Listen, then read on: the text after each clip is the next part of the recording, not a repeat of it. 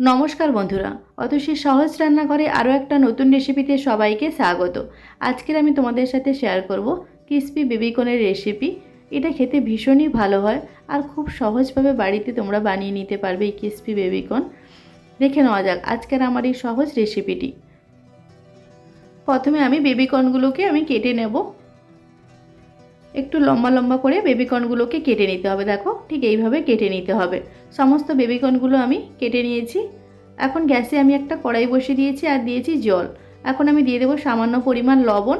জলটা একটু ভালোভাবে গরম হয়ে গেলে আমি দিয়ে দেবো বেবিকর্নগুলো দিয়ে মিডিয়াম ফ্লেমে 2 থেকে 3 মিনিটের জন্য একটু সেদ্ধ করে নিতে হবে। বেশিক্ষণ সেদ্ধ করলে হবে না, জাস্ট 2 থেকে 3 মিনিটের মতো সেদ্ধ করলেই হবে।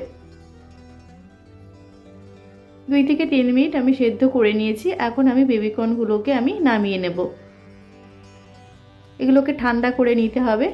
এখন আমি একটা পাত্র নিয়েছি, তাতে আমি দিয়ে দেব 2 চামচ চালের গুঁড়ি, আর দিয়ে দেব 1 চামচ ময়দা, আর দেব 2 চামচ কর্নফ্লাওয়ার। যেহেতু ক্রিসপি হবে তাই একটু চালের গুঁড়ির পরিমাণটা বেশি দিতে হবে।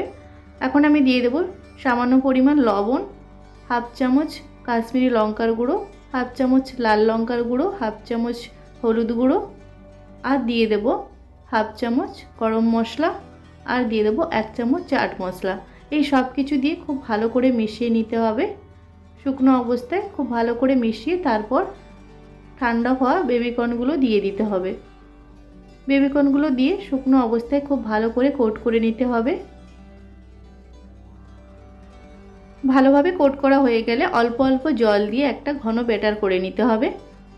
খুব বেশি জল দিলে হবে না, অল্প অল্প জল দিতে হবে। আর একটা ঘন ব্যাটার যেন গায়ে একদম লেগে থাকে, দেখো ঠিক এইভাবে ব্যাটারটা রেডি করতে হবে। এখন ভাজার জন্য গ্যাসে একটা আমি কড়াই বসিয়ে দিয়েছি আর দিয়েছি সাদা তেল। তেলটা খুব ভালো করে গরম করে নিতে হবে। গরম করা হয়ে গেলে তারপর একটা একটা বেবিকর্নগুলো দিয়ে দিতে হবে। লো টু মিডিয়াম ফ্লেমে রেখে লাল লাল করে ভালো করে ভেজে নিতে হবে উল্টে পাল্টে। খুব ভালো করে উল্টে পাল্টে লাল লাল করে ভেজে নিলেই আমাদের একদম রেডি হয়ে যাবে ক্রিসপি বেবিকর্ন। দেখো ঠিক এইভাবে লাল লাল করে ভেজে নিতে হবে বেবিকর্নগুলো। উল্টে পাল্টে লাল লাল করে ভালো করে ভেজে নিতে হবে। দেখো বেবিকর্নগুলো আমার একদম পারফেক্টভাবে ভাজা হয়ে গেছে। এখন আমি একটা প্লেটে নামিয়ে নেব, আর সেমভাবে আমি বাকি বেবিকর্নগুলো ভেজে নেব। দেখতেই পেলে তোমরা যে কত সহজভাবে ক্রিসপি বেবিকর্ন বাড়িতে রেডি হয়ে যায়। তো এটা সন্ধেবেলা চায়ের সাথে খেতে ভীষণ ভালো লাগে।